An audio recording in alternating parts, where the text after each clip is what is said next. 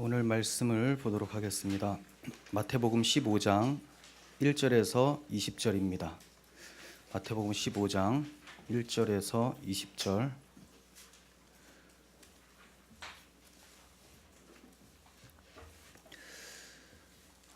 한 절 제가 읽고 다음 여러분 읽고 교독하시다가 마지막은 합독하도록 하겠습니다.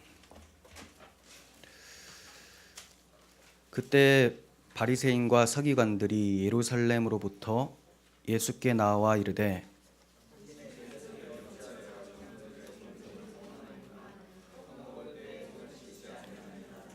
대답하여 이르시되 너희는 어찌하여 너희의 전통으로 하나님의 계명을 범하느냐. 하나님이 이르셨되 내 부모를 공경하라 하시고 아버지 어머니를 비방하는 자는 반드시 죽이리라. 너희는 이르기를 누구든지 아버지에게나 어머니에게 말하기를 내가 드려 유익하게 할 것이 하나님께 드림이 되었다고 하기만 하면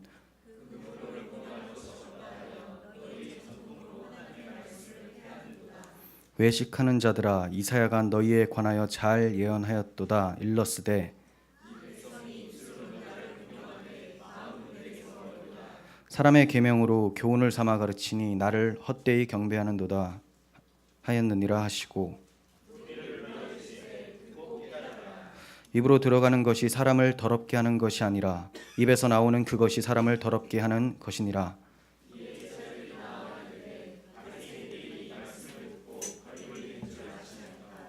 예수께서 대답하여 이르시되 심은 것마다 내 하늘 아버지께서 심으시지 않은 것은 뽑힐 것이니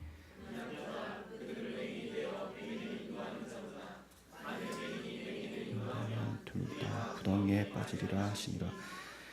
베드로가 대답하여 이르되 이 비유를 우리에게 설명하여 주옵소서. 입으로 들어가는 모든 것은 배로 들어가서 뒤로 내버려지는 줄을 알지 못하느냐.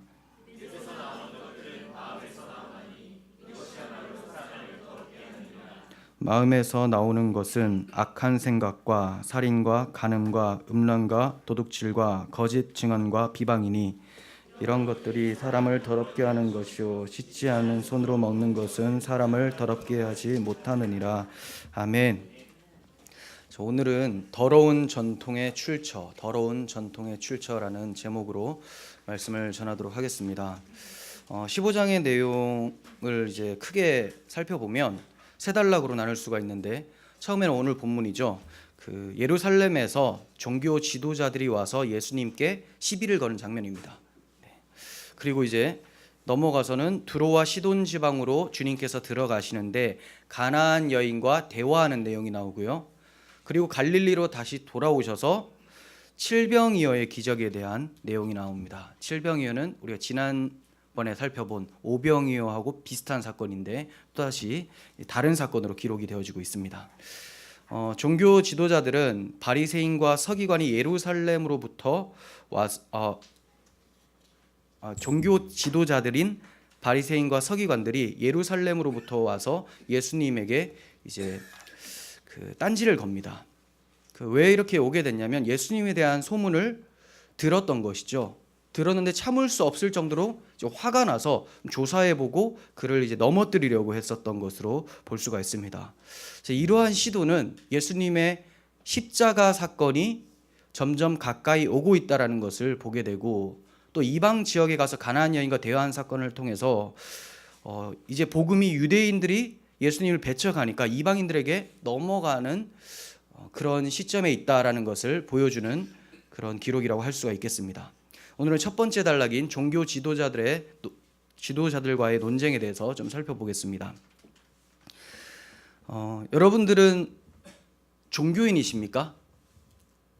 좀 기분이 이상하죠. 종교인이라고 하면 신앙인이십니까 하면 그래도 좀 진정성 있어 보이는데 종교인이십니까 라고 하면 왠지 형식적인 느낌이 든다는 거죠. 종교인과 신앙인, 종교인과 그리스도인의 차이가 뭘까요? 종교인은 자기 행위에 초점을 두고요, 그리스도인은 주님의 행위에 초점을 둡니다. 아주 큰 차이죠. 종교를 따르는 사람들, 종교를 가진 사람들은 자기 행위에 초점을 둡니다. 내가 얼만큼 많이 해야지 이런 일들을 해야지 하늘에서 복을 주실 것이다. 하지만 그리스도인들, 성경이 말하는 신앙인들은 하나님이 아무 보잘것없는 나에게 이러한 일들을 행하셨다라는 하나님의 행위에 초점을 둔다는 겁니다. 자, 다시 묻겠습니다. 여러분들은 종교인이십니까? 신앙인이십니까? 신앙인이시죠. 네. 이러한 종교인들이 오늘 본문에 나옵니다. 종교인들은 자기 행위에 초점을 둔다고 했는데 자기 행위에 초점을 두니까 당연히 행위를 많이 한 사람은 그만큼 자신만만하고 사람들을 아래로 보겠죠. 나는 이 정도 대단해 라고 생각을 하는 거죠. 이러한 사람들이 나타나서 예수님의 제자들이 하는 행동을 지적을 합니다. 자, 1절 보시면 그때 바리새인과 서기관들이 예루살렘으로부터 예수께 나와 이르되 라고 합니다. 예루살렘에는 산헤드린 공회가 있어요. 공의회라고도 하고요. 산헤드린 공회가 있는데 로마가 지배하기 전에는 이 산헤드린 공회에서 굉장한 이제 파워를 가지고 있었습니다. 지금도 뭐 마찬가지긴 했지만 지금 이 당시에도 율법을 어긴 자들을 심판하는 기관이었어요. 이런 곳에서 예수님에 대한 소문을 듣고 예수님 무슨 말과 행동을 하시는지 잘 살펴보고자 이제 사람들을 보낸 거죠. 이들은 율법만 지키는 사람들이 아닙니다. 장로들의 전통이라고 하는 그 자기들이 만들어 놓은 것들을 율법과 동등한 권위로 보는 사람들이에요.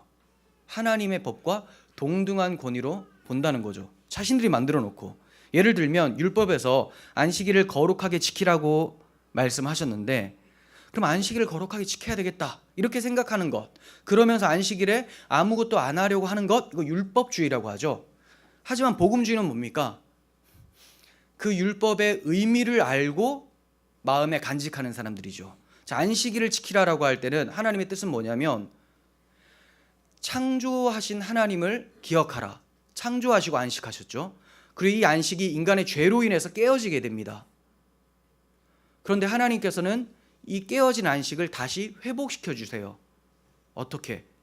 우리의 죄를 다 처리해 주시고 다시 한번 안식을 주신다라는 거죠. 이걸 가리켜서 구원이라고 합니다. 그래서 안식을 지켜라 라고 하는 말씀에는 창조와 구원의 하나님을 기억하면서 그분 안에서 안식을 누려라 이런 뜻입니다. 그런데 그 의미를 모르고 안식일에 아무것도 하지 않는 행위로 구원을 받겠다라는 것이 율법주의고, 여기에 더하여서 아무것도 안 하는 것이 도대체 어디까지 범위인가를 계속해서 몰두하는 거예요. 어디까지 걷는 것은, 화장실은 가야 될 거 아닙니까?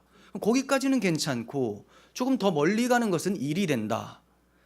그리고 예전에도 말씀드렸지만 침을 뱉는데 모래 위에다 뱉는 것은 안 되고 바위에는 괜찮다, 이렇게 정해놓는 거죠. 푹 파지면 그 일을 하게 되는 거니까 바위는 파질 일이 없으니까. 그래서 이렇게 하나씩 막 생각을 해서 정해놓아요. 어떻게 하는 것이 일을 안 하는 것이냐. 자, 이들의 초점은 내가 일을 안 하는 그 행위로 안식을 누려보겠다, 하나님께 인정받아 보겠다에 초점이 있는 거예요. 이런 사람들이 예수님을 찾아온 것이죠. 왜 찾아왔습니까? 감시하는 거예요. 이 전통주의자들이, 율법주의적이면서 전통적인 사람들이 와서 예수님과 예수님의 제자를 감시하고 있는데, 그러다가 예수님과 제자들이 손을 씻지 않고 음식을 먹는 것을 보게 됩니다. 딱 걸린 거죠. 그래서 따집니다. 2절, 당신의 제자들이 어찌하여 장로들의 전통을 범합니까? 떡 먹을 때 손을 씻지 않고 있습니다. 이렇게 얘기를 합니다. 떡 먹을 때 손 안 씻는 그런 장로들의 전통을 범했다고 지금 고발을 하고 있는 거예요. 장로들의 전통을 범한 것을 이제 고발을 하면 이걸로 재판까지 가능합니다. 이들은, 이 산헤드린 공회가 그래요. 제사장들에게 제사 직무를 감당하기 위해서 손을 씻으라는 말씀은 성경에 있습니다. 그리고 레위기에서는 부정한 것과 접촉을 했을 때는 몸을 씻으라라고 하는 규례가 있어요. 그런데 일반적인 식사를 할 때 손을 씻으라라는 것은 없어요. 그러니까 이들이 더하여 붙인 거죠. 장로들의 전통입니다. 그런데도 바리새인과 서기관들이 율법을 잘 지키게 하려고 외출했다가 들어오면 반드시 손발을 씻으라고 규정을 했고, 여기서 더 나아가서 밥 먹을 때도 씻으라라고 규정해 놓은 거예요. 자기들이 정해놓은 이 규정에 저촉이 되는 사람들을 고발을 합니다. 율법과 동등한 권위를 가졌다고 생각해서 예수님께 따지고 든 겁니다. 우리는 어떻습니까? 신앙생활할 때 성경이 기준이 됩니까? 전통이 기준이 됩니까? 당연히 성경이라고 해요. 하기는 합니다. 그런데 과연 우리의 사고가 정말 그럴까요? 만약에 신앙인이 식사 기도를 하지 않고 밥을 탁 먹어요. 그럼 무슨 생각을 해요? 왜 저러지? 뭐 여러분들이 안 하셔서 잘 모르십니까? 자, 조금 더 강도를 높여서 목사가 자, 밥 먹읍시다 하면서 그냥 막 먹어버려요. 그러니까 저 목사 왜 저래? 경건 생활을 아주 엉망진창으로 하는구만. 또는 저 사람 신앙이 없는 사람인가? 뭐 이렇게 생각을 할 수도 있게 되죠. 그러면서 이제 좀 더 나아가서 목사님은 왜 목사님인데도 기도를 안 하고 밥을 먹습니까? 라고 따질 수도 있죠. 자, 이렇게 따지는 것이 지금 바리새인과 서기관들이 정해놓은 전통으로 따지는 거예요. 동일한 겁니다. 물론 우리가 식사 기도를 하죠. 아주 귀합니다. 왜냐? 이 모든 것이 하나님의 은혜로부터 주어졌다는 걸 알고 감사하고 또 주님께서 주신 사명들을 잘 감당할 수 있도록 간구를 하는 것이죠. 먹고 힘내서. 자, 이거 자체는 너무 좋아요. 그런데 그 귀한 행위가 하나님을 향한 마음일 때는 귀한 것이지 전통이 되었다면 악한 행위가 되어버려요. 하나님을 향한 마음 때문에 식사 기도를 합니다. 아주 좋아요. 그런데 기독교는 다 그렇게 하는 거야 라고 해서 한다면 악한 행위가 된다는 겁니다. 전통에 매여 있는 자들은 그러한 행동을 자기의 신앙으로 여깁니다. 이게 문제예요. 이렇게 기도하는 것이 나의 신앙 상태다. 자기가 뭐 어떻게 살든 그게 상관없고 하나님을 향한 마음이 중요한 게 아니라 나는 지금 밥 먹기 전에 기도를 하잖아. 내 신앙은 이 정도야. 이게 문제라는 거죠. 이렇게 되면 자기 행위를 기준으로 삼아서 자기의 신앙을 확인하게 되고 타인을 비난하게 됩니다. 전통은 우리의 약한 부분을 지켜줄 수도 있지만 반면에 연약한 우리들의 신앙을 교만하게 만들어버릴 수도 있는 위험성이 있어요. 전통이 다 나쁘다는 거 아닙니다.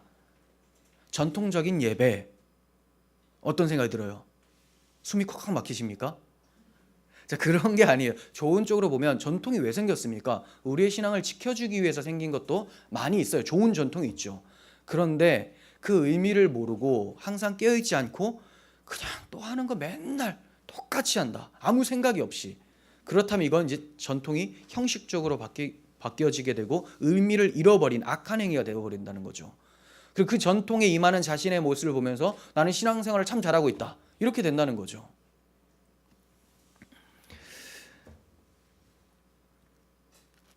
성경보다 전통을 앞세우는 것은 자기 행위로 인해서 만족감을 얻으려고 하는 수작일 뿐입니다. 3절을 보시면 대답하여 이르시되, 제 예수님이 대답하세요. 너희는 어찌하여 너희의 전통으로 하나님의 계명을 범하느냐. 아니, 예수님께 이들이 질문을 했는데 이 질문에 대한 대답은 안 하시고 오히려 반문을 하시죠. 반격이에요, 반격. 그들의 문제점을 지적하고 계십니다. 하나님의 계명을 지키려고 했던 시도가 오히려 하나님의 계명을 어기는 데 사용되고 있다는 점을 지적하고 계시는 거죠. 너희들이 처음에는 하나님 계명을 지키려고 시작을 했는데 그 전통으로 어떻게 하나님의 계명을 폐하려고 하느냐라고 얘기를 하고 있어요. 주님이 지적하신 전통은 어떠한 계명을 폐하고 있습니까? 5계명. 내 부모를 공경하라. 이걸 폐하고 있다는 거죠. 이들이 어떻게 어겼는지를 보겠습니다. 4절에서 6절인데요. 하나님이 이르셨으되 내 부모를 공경하라 하시고 또 아버지나 어머니를 비방하는 자는 반드시 죽임을 당하리라 하셨거늘. 철저하게 지키라는 거죠. 부모를 공경하라 아니면 죽는다. 너희는 이르되 누구든지 아버지에게나 어머니에게 말하기를, 자, 이들이 이렇게 얘기를 합니다. 부모님한테 내가 드려 유익하게 할 것이 하나님께 드림이 되었다고 하기만 하면 그 부모를 공경할 것이 없다 하여 너희 전통으로 하나님의 말씀을 폐하는도다. 읽었는데 해석이 잘 안 되시죠? 뭐야? 자, 이제 해석을 해드리겠습니다. 이게 이제 번역이 좀 어렵게 돼 있는데 이런 거예요. 부모님께 이렇게 얘기를 하는 거예요. 부모님, 제가 부모님을 돕고 싶지만 사실 하나님의 성전에 바칠 것이 있습니다. 그래서 부모님께 못 바칩니다. 하나님께 바치는 게 더 중요하지 않습니까? 하면서 부모님을 섬기지 않는다는 거예요. 그러면서 하나님께 바치느냐? 그렇지 않아요. 말은 했지만 언제까지 내가 내겠다라는 것을 받지를 않아요. 말만 한다는 거죠. 그러니까 죽을 때까지 하나님께 드리겠다라고 한 것을 자기의 소유로 가지고 살면서 부모를 봉양을 하지 않는 것, 그런 모습이 이들에게 있었어요. 이러한 것을 고르반이라고 합니다. 고르반. 하나님께 드리기만 하면 부모를 섬기지 않아도 된다라는 그런 사고를 가지고 있었던 거예요.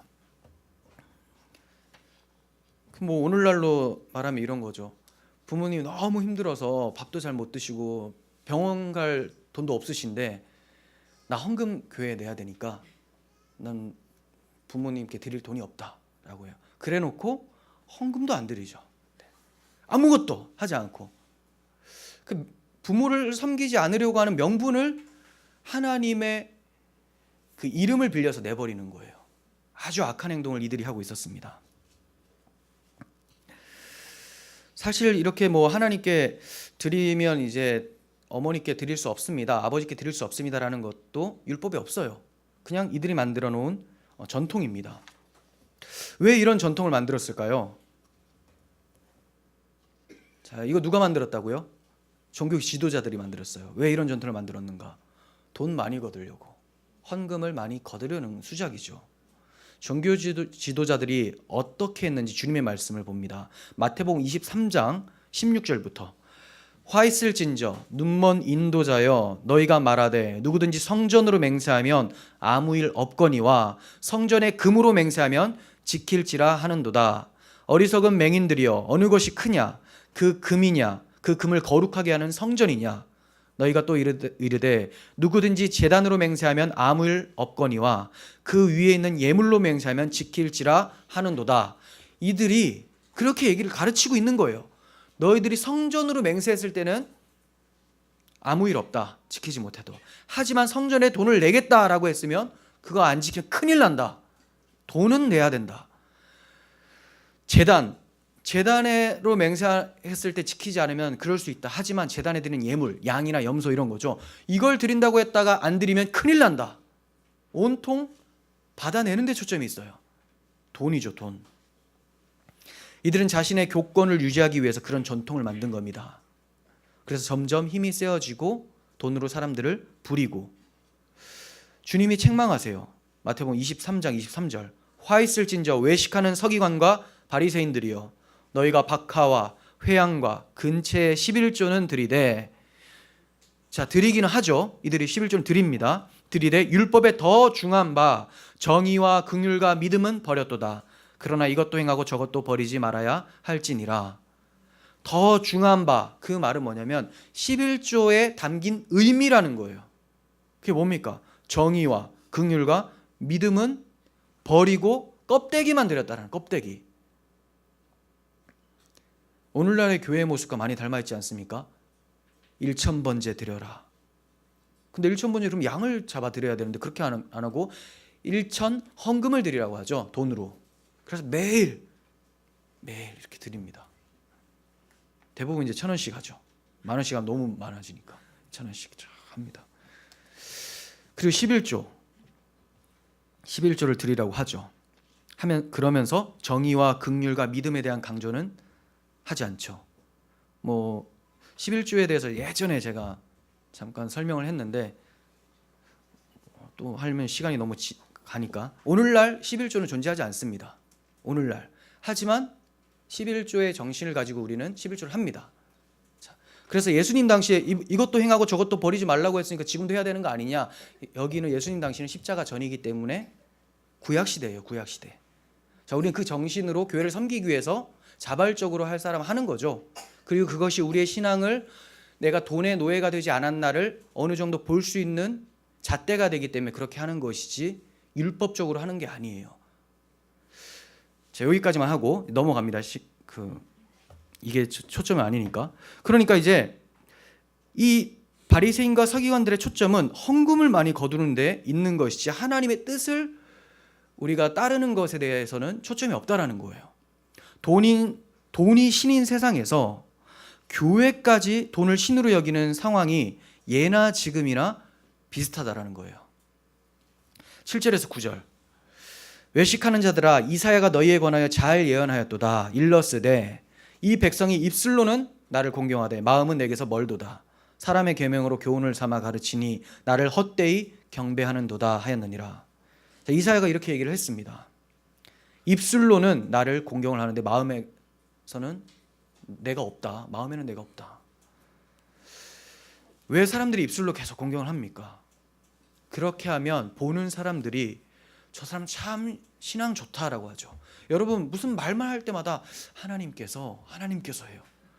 신앙 좋다 이렇게 보죠. 그리고 말하는 자기도 이 입술의 그 참 말의 힘이라는 게 뭐냐면 자기 사고까지 그런 줄 알게 만들어요. 내가 계속 찬양을 부르고 내가 계속 하나님 감사합니다, 하나님 최고입니다 계속하면 진짜 자신이 그렇게 여기는 줄 착각하게 만든다는 거죠. 삶은 그렇지 않아도 입술로만 그렇게 해도 자기도 속고 옆에 사람도 속고 누구만 안 속아요? 하나님만 안 속죠. 그래서 입술로는 나를 공경하되 마음은 내게서 멀도다. 사람의 계명으로 교훈을 삼아 가르치니 나를 헛되이 경배한다. 하나님은 하나님의 계명으로 하나님을 섬기는 것이지 사람의 계명으로 하나님을 섬길 수가 없죠. 헛되다라는 겁니다. 그럼 하나님의 계명으로 하나님을 섬기는 건 뭡니까? 율법을 잘 지키는 것? 우리는 율법을 잘 지킬 수가 없어요. 완벽하게 이루어낼 수가 없습니다. 그래서 그것을 다 이루신 예수 그리스도를 붙들면서 그분의 은혜를 생각하고 감사하는 삶, 이것이 바로 율법을 지키는 자의 삶이죠. 이것이 아니고서는 모든 것이 다 하나님께 헛되게 경배하는 겁니다. 인간으로부터 뭔가 나와서 하나님께 드린다. 인간에게 뭐가 있습니까? 죄가 가득하죠. 이걸 하나님께 드린다? 하나님 안 받으시죠. 허공에 다 날아가는 거예요. 그래서 이제 오늘 본문의 말미에 보면 사람의 마음에서 나오는 것들이 다 악한 것들이다. 입에서 나오는 것은 마음에 있는데 그 마음에 뭐가 들어있냐? 악한 것만 가득하지 않냐라고 이어서 설명해주고 있는 것입니다. 자, 그러니까 이사야가 지적한 것은 뭐냐면 위선적인 신앙이라는 거죠. 입술로는 하나님을 경배하지만 마음으로는 하나님이 없어요. 위선적인 신앙, 외식하는 자들, 자신이 하나님 앞에서 어떠한 존재인지를 모르고 장로들의 전통을 따르고 그것을 경건으로 착각하면서 자신이 참된 신앙인이라고 생각하는 것, 이게 바로 위선적이고 외식적인 것이죠. 남들을 속이고 자기도 속은 상태. 참 신앙과 위선적인 신앙을 분별하는 기준은 이사야가 예언한 것처럼 하나님의 계명이 마음에 있는가 입술에 있는가예요. 마음에 있는 사람은 입술로도 나옵니다.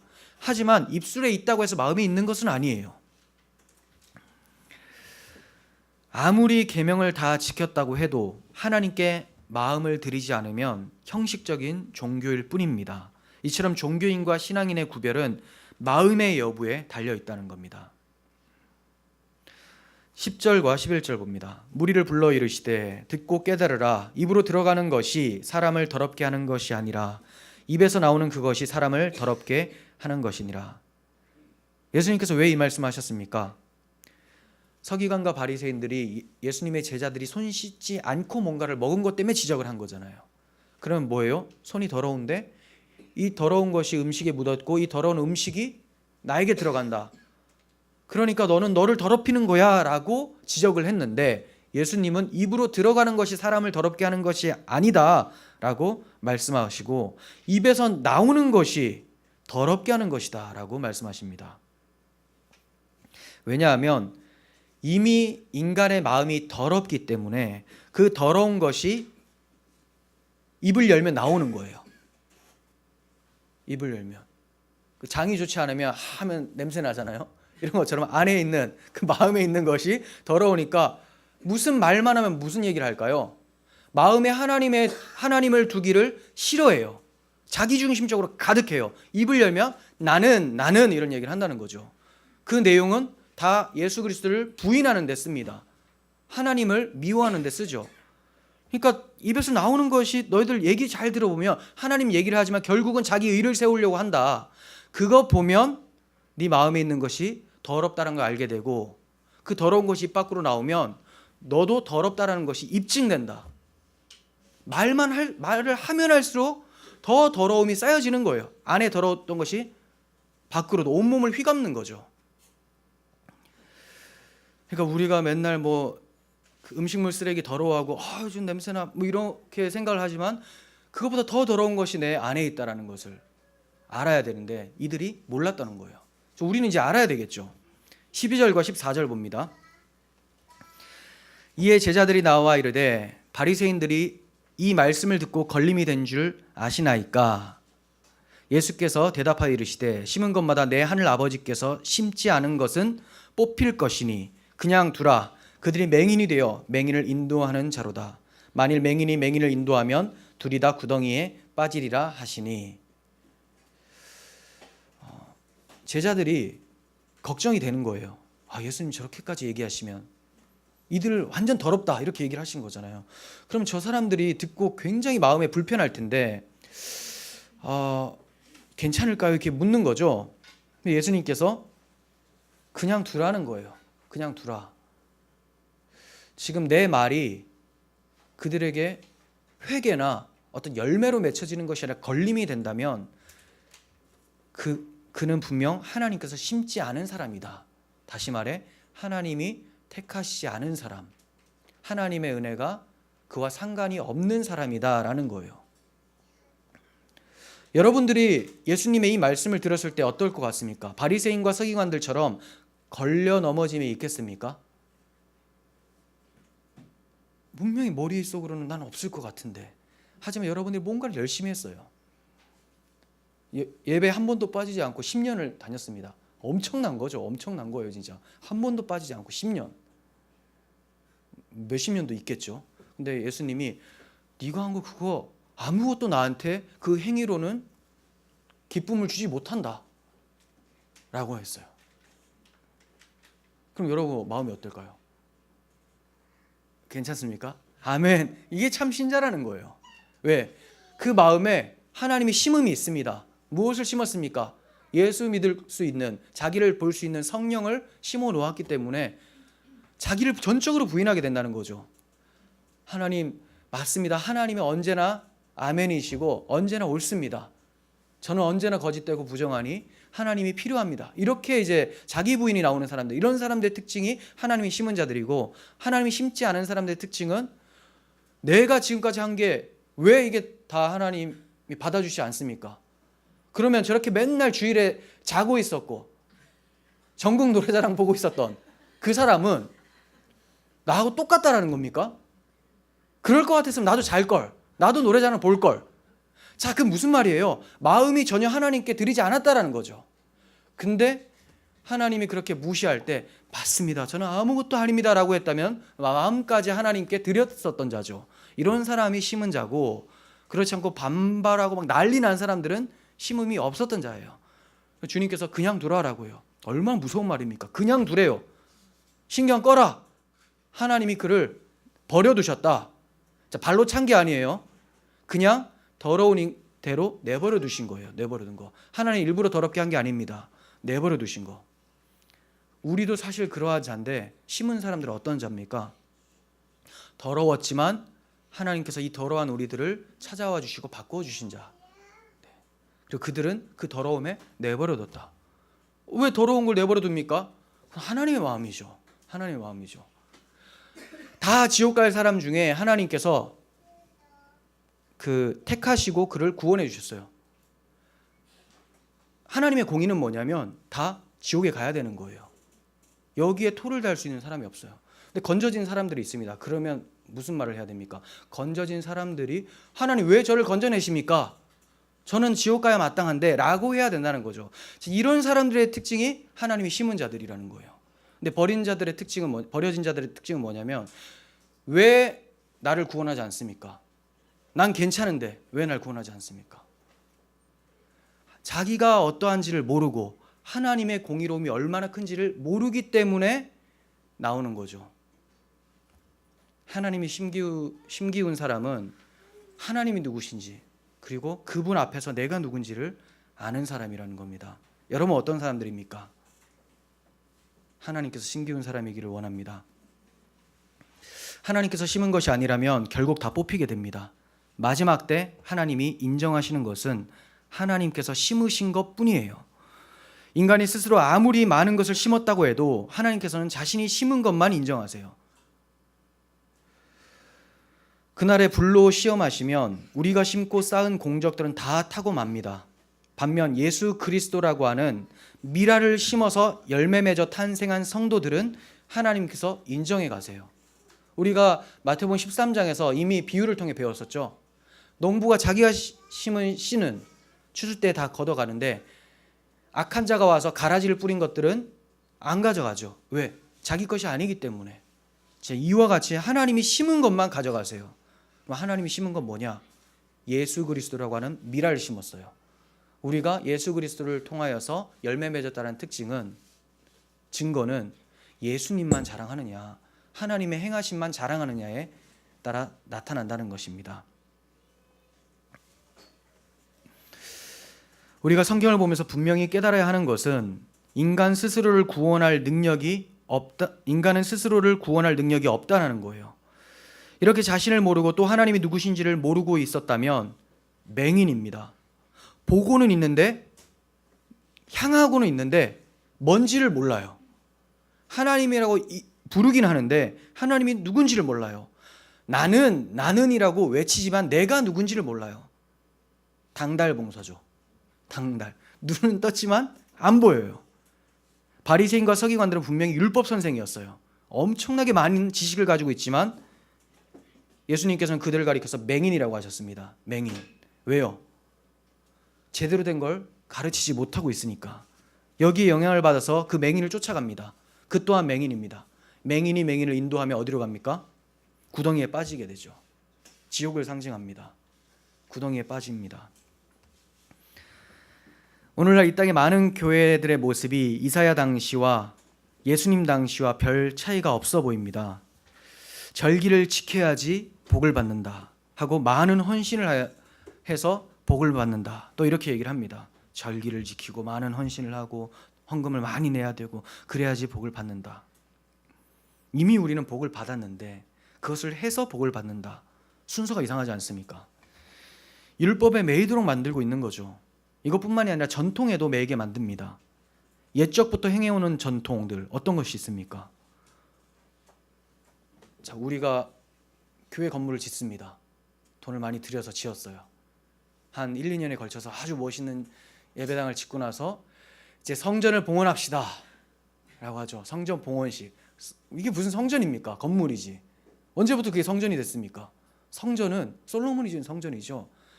근데 그 성전도 성전이 아니라고 주님이 말씀하셨잖아요. 바로 예수 자신이 성전이고 그 예수 그리스도를 마음에 새긴 자들을 성령이 거하는 전이다라고 했어요. 그 성전 봉헌식 언제 해야 돼요? 내가 예수 믿는 날 하나님을 찬양하는 것이 성전 봉헌식이죠. 주님 날 구원하심에 감사합니다. 이게 성전 봉헌식인데 건물 지어놓고 성전 봉헌식 하면서 정말로 봉헌하려고 초점이 되어 있습니까? 봉헌식 감사헌금이 또 들어갑니다. 성전 지으면서 엄청난 돈을 거뒀고 물론 이제 필요하면 거둘 수 있죠.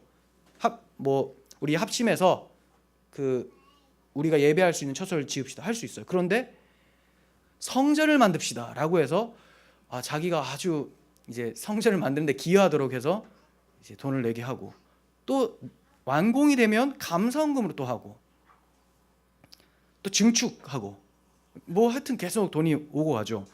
이 당시나 지금이나 굉장히 비슷하고 또 카톨릭 완전히 타락해버린 이제 카톨릭의 모습도 굉장히 비슷하죠. 그때 이제 베드로 성당 짓기 위해서 면죄부 막 팔면서 돈 거뒀을 때도 굉장히 비슷해요. 그리고 이제 또 많은 교회에서 하는 이런 거 참 얘기하기가 좀 그래요.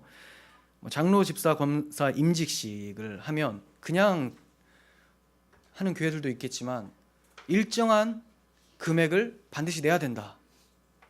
근데 또 이게 반드시는 아니지만 안 내면 굉장히 난처해지는 그런 상황으로 만들어진 그러한 상황들. 이런 것들이 다 사람의 전통으로 하나님의 계명, 하나님에 대한 사랑과 이웃 사랑을 해치는 것이 된다는 거죠. 여러분들 어떠세요? 그런 성전 봉헌식, 임직식 때 자발적인 것이 아니라 무언가 강요해서 내어지게 되고 이런 것들로 복 받는 거 아니라는 거 여러분들 잘 아실 거예요. 그렇죠? 그런 걸 알고 이게 뭐냐 해서 회의를 느끼신 분들도 많을 거예요. 그러면 이제 종교성에서 벗어나서 복음 안에서 자유를 누리고 계십니까? 자, 그걸 알았다면, 잘못된 걸 알았다면, 내가 그 종교성의 노예가 되었다가 이제 알게 됐어요. 나왔으면 자유를 누리고 계시냐고 묻는 겁니다. 단지 종교성에서 벗어난 것이 자유가 아니에요. 벗어났으면 이 자유란 것은 또 다른 곳으로 종살이를 하게 됩니다. 그게 뭐냐면 하나님의 종살이를 하게 된다는 거예요. 더 엄밀히 말하면 옛날에는 하기 싫었지만 나를 세우기 위해서, 나의 복을 위해서 억지로 했던 그 종살이였다면, 나에게 꽉 잡혀있던 욕망의 종이었다면 이제 하나님의 사랑의 노예가 되어서 하나님을 사랑하고 이웃에게 사랑하는 삶이 펼쳐지죠. 이걸 자유라고 합니다. 기독교 자유는 이런 거예요. 이제 나는 죄책이 없고 이제 내가 뭔가 잘못해도 벌을 받지 않게 되기 때문에 자유하다 하면서 마음대로 죄를 범하는 거, 이거 자유 아니라는 거죠. 진정한 자유는 그리스도께서 우리의 종되심을 알고 이제 그 은혜로 우리가 그리스도의 종으로서, 사람들의 종으로서 사는 겁니다. 갈라디아서 5장 1절 봅니다. 그리스도께서 우리를 자유롭게 하려고 자유를 주셨으니 그러므로 굳건하게 서서 다시는 종의 멍에를 매지 말라. 네. 이것은 자유하니까 이제 아무것도 하지 말고 살라는 말씀이 아니죠. 진정한 자유함을 얻은 자들은 그리스도께서 우리를 섬겨주신 것처럼 이웃에게 종으로 섬기는 삶을 살게 됩니다. 이러한 사랑의 종으로서의 자유가 여러분들에게 있습니까? 정말 그를 위해 살고 싶다, 그를 섬기고 싶다 라는 이러한 자유 여러분들에게 있습니까? 갈라디아서 5장 13절, 형제들아 너희가 자유를 위하여 부르심을 입었으나 그러나 그 자유로 육체의 기회를 삼지 말고, 방탕하게 살지 말고 오직 사랑으로 서로 종로를 타라. 이게 바로 자유다라고 바울이 얘기를 하는 거죠. 15절과 16절, 베드로가 대답하여 이르되 이 비유를 우리에게 설명하여 주옵소서. 예수께서 이르시되 너희가 아직까지 깨달음이 없느냐. 정말 답답하죠. 지금까지 계속 따라다니면서 예수님께서 뭔가를 설명해 주면 이들이 못 알아들으면 예수님이 또 가르쳐 주시고 계속해서 말씀해 주셨는데 우리한테 또 설명해 달라고 하는 거죠. 아주 답답한 베드로. 그런데 이건 전통이라는 것이 이처럼 강력하다는 거예요. 계속 배워도 그 마음에 자리 잡혀 있기 때문에 그래도 전통적인 건 뭔가 해야 되지 않나. 전통 자체가 나쁜 거라고 말씀드린 게 아니에요. 이 전통을 형식적으로 계속 쓰면서 하나님께 마음을 두지 않는 그 행위, 이걸 하지 않으면 뭔가 불안한 거. 우리가 11시에 예배를 드립니다. 이제 다음 주부터 오후 5시에 예배를 드릴 거예요. 저희가 왜 저래? 바로 나오잖아요. 자, 왜 그렇습니까? 11시에 드리는 게 맞는데 어디에 11시 그게 있습니까? 전통이라는 거예요. 하지만 그때가 좋겠다 해서 만들어진 좋은 전통이죠. 하지만 그걸 안 한다고 해서 아주 큰일 나는 게 아니라는 거예요. 물론 우리가 그 오전에 하나님 앞에 일어나서 가장 첫 시간을 하나님께 드리는 거, 이거 마음이에요. 이건 전통이 아니라 이렇게 마음을 드리는 것이 전통이 되어버린 거예요. 그런데 이제 전통을 따르는 것이 된다, 문제가 되죠. 이와 같이 우리는 전통에 꽉 잡혀 있습니다. 베드로는 물론이고 베드로가 성령을 받고 나서도 그 전통에 잡혀 있었어요. 왜 그렇습니까? 사도행전 10장 보면 하나님께서 환상을 보여주시는데 위에서부터 정한 짐승과 부정한 짐승이 내려와요. 부정한 거 잡아먹으라라고 했더니 난 지금까지 부정한 거 한 번도 먹은 적이 없습니다. 어떻게 그럴 수 있습니까? 라고 해요. 주님께서 내가 잡아먹으라 하면 그게 좋은 거다, 그게 정한 거야 라고 하세요. 자기 기준, 자기 전통 다 여전히 갇혀져 있다는 거죠. 성령이 임하고 나서도 하나씩 하나씩 알아가는 거고, 알았을 때 순종하는 것이 성령의 능력입니다. 성령을 받았다고 해서 한순간에 모든 걸 다 깨닫는 게 아니에요. 점점 알아가지만 내가 종교성에서 탈피하고 내 마음을 날마다 주님께 드리는 이것이 바로 성령의 능력이라는 것입니다.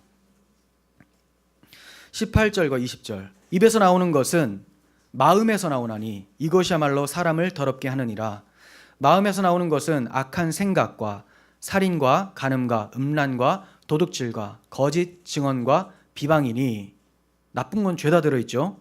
이런 것들이 사람을 더럽게 하는 것이요 씻지 않는 손으로 먹는 것은 사람을 더럽게 하지 못하느니라. 네. 여러분들이 상한 음식 먹는다고 해서 하나님 앞에 죄를 범한 것이 됩니까? 일부러 상한 거를 찾아 먹는 것은 죄예요. 하나님께서 주신 이 육체를 하나님을 섬길 수 있도록 해야 되는데 상하게 하는 거니까. 근데 그렇지 않고 나의 어떠한 모르고 먹었는데 그게 막 상했어요. 그러면 난 지금 큰 죄를 지었다. 내가 너무 더러워졌다. 상한 거 먹으면 어떻게 됩니까? 뒤로 다 나오죠. 하나님 그런 기능을 주셨어요. 장 기능을. 바로 갑니다. 계속 들어있으면 이제 안에서 문제가 생기죠. 근데 우리 안에 원래 들어있었던 그 악한 마음들, 인간의 악한 마음들, 이건 어떻게 합니까? 뭐 워시액 먹는다고 해서 됩니까? 락스 부어 마신다? 안 돼요. 이거는 청소가 안 된다는 겁니다. 물 같은 거 가지고는 씻을 수가 아주 없네. 귀한 보배로운 어린 양의 피로서만 씻을 수 있다는 거죠.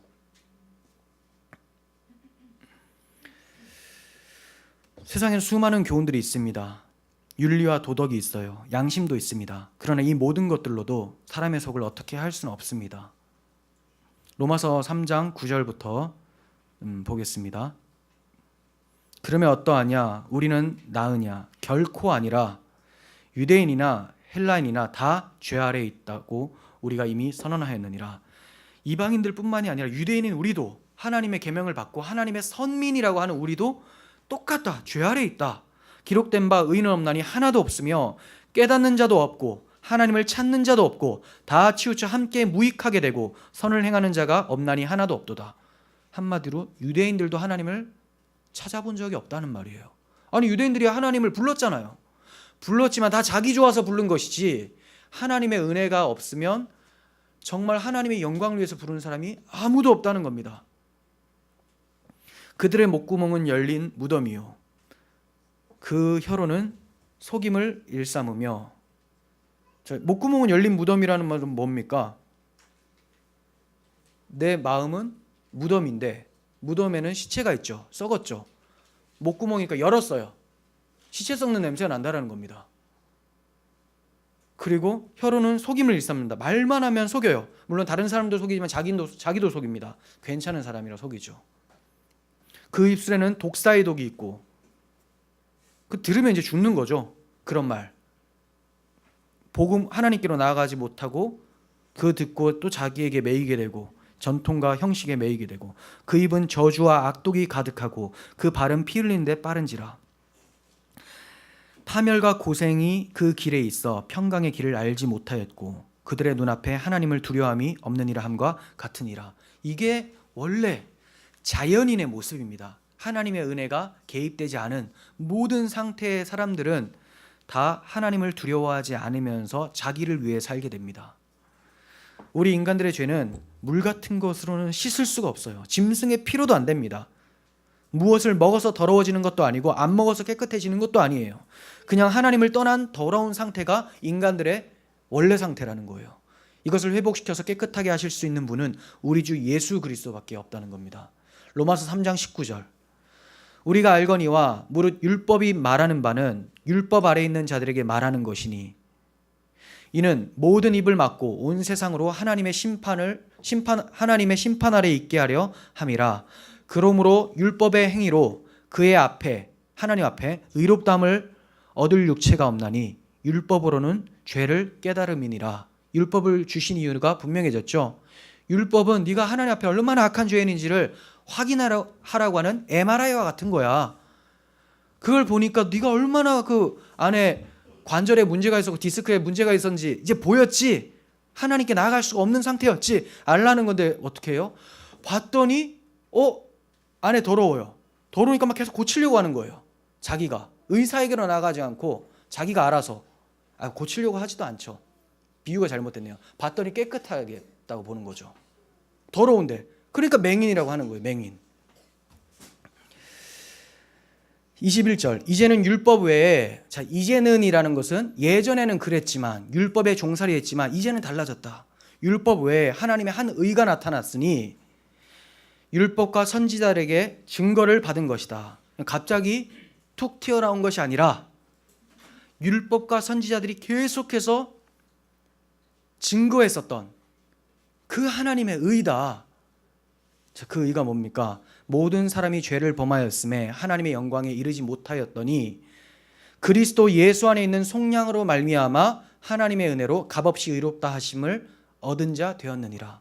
즉 예수 그리스도의 십자가 대속으로 인해서 우리의 죄값이 치러지고 그분의 의로움이 우리에게 전가되어서 하나님 앞에서 값없이 의롭다함을 받게 되었다. 즉 율법 외에 하나님의 한 의라는 것은 뭐냐면 하나님이 마련해 놓은 의인데 예수 그리스도를 믿는 의라는 거예요. 그분을 믿으면 의롭다함을 받게 되고 두 가지가 있어요. 구원받는 방법. 율법을 완벽하게 지켜서 마음까지 하나님께 내어드려서 지키는 방법. 하나라도 실수하면 끝입니다. 자, 그리고 예수 그리스도께서 그렇게 사셨는데 1번을 사셨는데 2번은 그 예수를 믿어서 의롭다함을 받는 방법. 무엇을 택하시겠습니까? 2번이죠. 2번. 1번은 자살행위예요. 안 되는 거 계속 된다는 거죠. 된다고 생각하는 거죠. 25절 봅니다. 이 예수를 하나님이 그의 피로써 믿음으로 말미암는 화목 제물을 세우셨으니 이는 하나님께서 길이 참으시는 중에 전에 지은 죄를 간과하심으로 자기의 의로우심을 나타내려 하심이니 곧 이때에 예수 그리스도의 십자가 때예요. 이때에 자기의 의로우심을 나타내사 자기도 의로우시며 또한 예수 믿는 자를 의롭다 하려 하심이라. 무슨 말입니까? 여기서 하나님께서 십자가 때 예수님이 십자가에 달리셨을 때 자기의 의로움을 나타내셨다고 합니다. 여기서 하나님의 의로움은 뭡니까? 공의죠. 십자가에서 죄인들을 대신하여 죄 없으신 하나님의 아들을 처형하셨기 때문에 올바른 재판을 하신 거죠. 공의가 나타났어요. 그래서 의로움을 드러내셨고 예수 믿는 자를 의롭다 하려 하심이라는 것은 뭡니까? 칭의를 얘기를 하는 거죠. 이 하나님의 의가 그들에게 덧입혀졌다라는 거예요. 칭의, 믿음의 의입니다. 그런즉 자랑할 때가 어디 있느냐? 있을 수가 없느니라. 무슨 법으로냐? 행위로냐? 아니라 오직 믿음의 법이로다. 자랑할 데가 없어요. 믿어서 의롭다함을 받았는데 은혜로 믿음을 갖게 됐고 이 은혜로 받은 믿음이라는 것을 통하여 하나님의 의를, 예수 그리스도를 내 마음에 영접할 수 있게 되었는데 어떻게 자랑하겠습니까?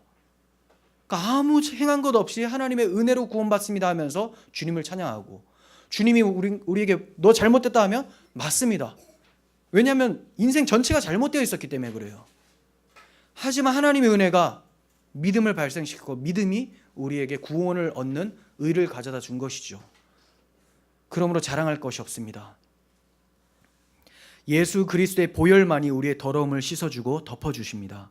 이 은혜를 입은 자들은 더 이상 자기 행위를 자랑하지 않고 타인의 행위와 비교하면서 교만해지거나 부끄러워하지 않아요. 교만해지거나 부끄러워하지 않습니다. 둘 다 똑같아요. 부끄러워하는 것도 자기 행위 때문에 행위가 그만큼 못 미치니까 부끄러워한다는 것이고 교만해지는 것은 자기 행위가 그만큼 괜찮기 때문에 교만한 것이고 똑같은 거예요. 제가 예전에 말씀드렸죠. 부하다고 해서 목이 뻣뻣한 거 돈의 노예가 된 것이고 가난하다고 해서 불안해하고 창피하는 것 이것도 돈의 노예가 되는 거예요. 있느냐 없느냐의 차이지 마음은 똑같은 거 아닙니까? 성도는 그렇지 않아요. 은혜 입은 자들은 행위나 주변 상황에 따라서 자신이 어떠한 자다라고 정의 내리지 않아요. 내 안에 계신 예수 그리스도가 있느냐 없느냐에 따라서 그분이 나와 함께 하느냐 하지 않느냐에 따라서 나의 정체성을 구축을 하는 것입니다. 무엇을 하든지 그리스도 밖에 있으면 하나님이 아닌 자신을 높이는 죄라는 것을 이들은 압니다. 그리스도 밖에서 만들어내는 전통이라는 것은 더러운 자기의 의를 드러내기 위한 수단밖에 되지 않습니다. 무엇을 하든지 그리스도 밖에 있으면 우리는 다 죄라는 것을 잊어서는 안 됩니다. 하나님의 의는 모르고 자기 의를 세우려고 힘써 하나님의 의에 복종하지 않는 몸부림, 이것이 바로 전통을 만들어 놓고 그 전통으로 자기의 신앙을 체크하는 거예요. 신자는 예수님에 의해서 되어진 것만 가치로 삼습니다. 예수님이 행하신 것만 가치 있다고 생각을 해요. 내가 행한 것 아무것도 아니라는 거죠. 그러면 하나님께서 내가 행한 것을 가치 있게 보실 때 그건 어떻게 해석을 할까요? 내가 행했지만 내가 행할 때 어떤 마음으로 행해요? 내가 행한 것이 아니라 하나님의 은혜입니다 라고 하며 하나님의 사랑에 이끌려서 행한 것, 이것만 하나님이 네가 했다라고 인정해 주신다는 거예요. 그러니까 자랑할 데가 없어요. 믿는 것도 은혜로 한 것이고 행한 것도 은혜로 한 것이죠. 신자가 신앙으로 사는 것은 여러 가지 법과 규례를 만들어서 잘 지키고 사는 것이 아니라 말씀으로 나의 더러움을 발견하고 예수님이 흘리신 그 피가 생명임을 믿는 믿음으로 사는 것입니다. 이러한 참 신자의 삶이 우리 모두에게 있기를 소원합니다. 기도하겠습니다. 하나님, 저희가 바리새인과 서기관들처럼 전통에 매여 있고 자기 법칙에 매여서 교만해지거나 부끄러워지지 않도록 도와주시옵소서. 오직 하나님의 은혜로 저희가 나음을 입었고 의인이 되었고 하나님 자녀 되었음을 잊지 않게 해주시고 그 은혜만을 자랑하며 그 은혜에 의하여서 사랑에 이끌려서 살아가는 저희들 되게 도와주시옵소서. 예수님의 이름으로 기도합니다. 아멘.